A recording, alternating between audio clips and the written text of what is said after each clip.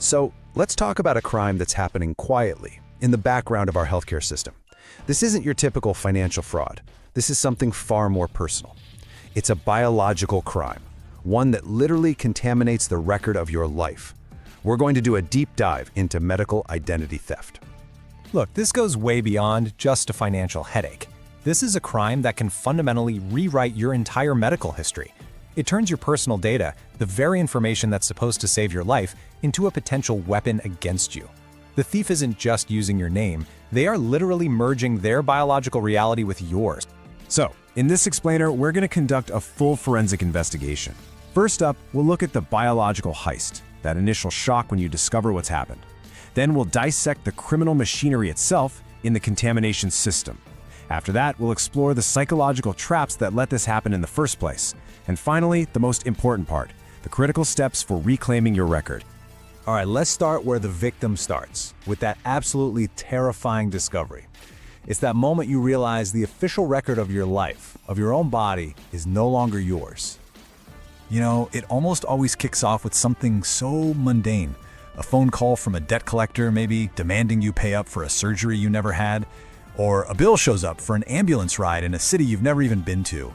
That's the first sign, that first little tremor that tells you a massive crack has just formed in the foundation of your identity. And the danger, it escalates so fast from financial to physical. I mean, just imagine this. You're in the emergency room, a doctor is about to give you a life-saving drug, but they stop. Why? Because your file says you have a life-threatening allergy to that exact medication, an allergy that belongs to the person who stole your identity. In that 1 second, a simple data error could actually be fatal. And don't for a second think this is some rare, isolated thing. This is a massive crisis. We're talking over 54 million Americans who've had their health information compromised in data breaches. This is an industrialized crime, and it's targeting the most sensitive data we have. You are definitely not alone in this risk. Now, the technical term for what's happening here at the core of this crime is record commingling. And this isn't just theft, it's contamination. The thief's medical info, their allergies, their blood type, maybe a history of drug addiction, it gets woven directly into your electronic health record. It becomes a permanent part of your biological blueprint, at least in the eyes of the hospital. And trying to undo that, it is incredibly, incredibly difficult. So how on earth does this happen? Well, This contamination is no accident. It's engineered. Let's really get into the anatomy of this crime. Criminals have a playbook, a 5-stage machine, really. It starts with number 1, targeting and harvesting, where they get their hands on medical credentials. Step 2 is the borrowing pretext, which can be as simple as a friend asking to borrow your insurance card.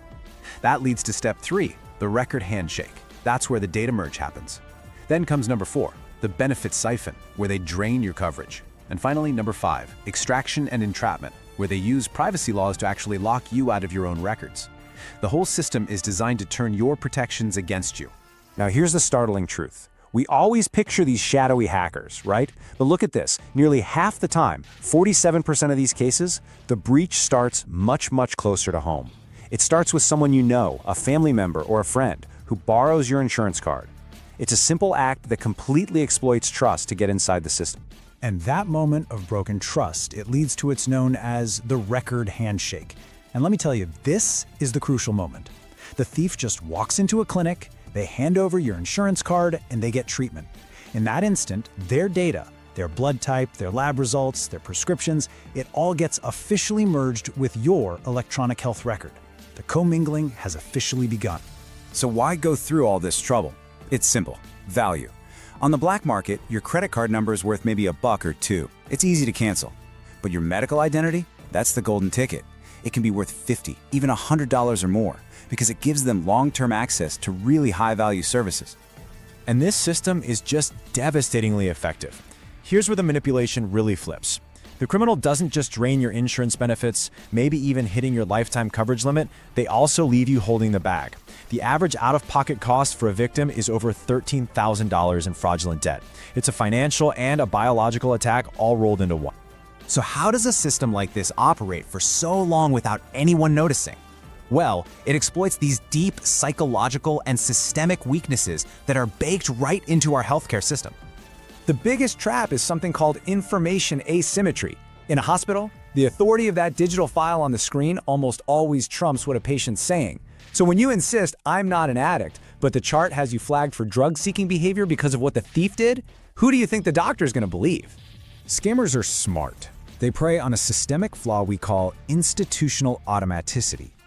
Think about a busy, high-stress emergency room. The staff is trained to treat first, ask questions later. They see a record on the screen and they have to trust it. Criminals know that overworked staff will trust that screen automatically. It lets the thief's data just sail right through as if it's legit. But here it is. This is the psychological choke point, the most insidious trap of all. When you finally figure out what's happened and you try to fix it, you slam into a brick wall called HIPAA, the privacy law. A law that was designed to protect you is now being weaponized against you. Providers will literally refuse to show you the fraudulent entries, claiming they have to protect the privacy of the thief. Your own rights are used to stop you from cleaning up your own file. Okay, understanding the system is step one. It's a scary one, I know.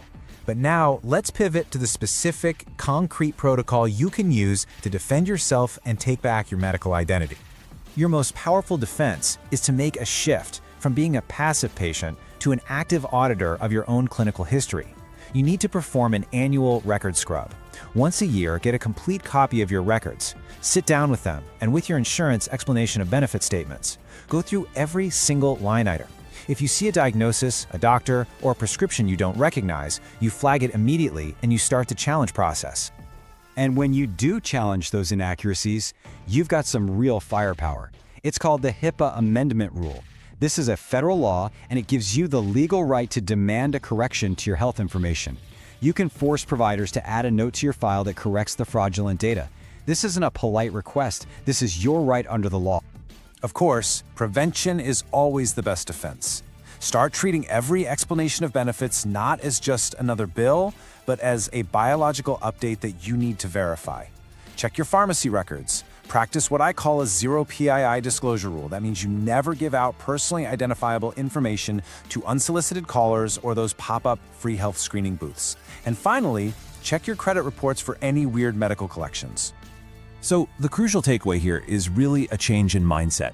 Your medical history is not just a summary for your doctor. It is a legal document. It's your biological blueprint, and it carries legal weight in insurance claims, in disability filings, in everything. You have to start treating it with the same seriousness as the deed to your house. And this brings us to what's really at stake here. The data in that file dictates your medical treatment. It can be the difference between life and death. So we have to ask ourselves, if a stranger is out there editing that document, contaminating that blueprint, whose life is truly on the line? So I want you to make this your protective mantra. I audit the EOB. I check the file. My health is verified by my records and I own them. Really internalize it and act on it, because in the end, you are the final and most important guardian of your own medical reality.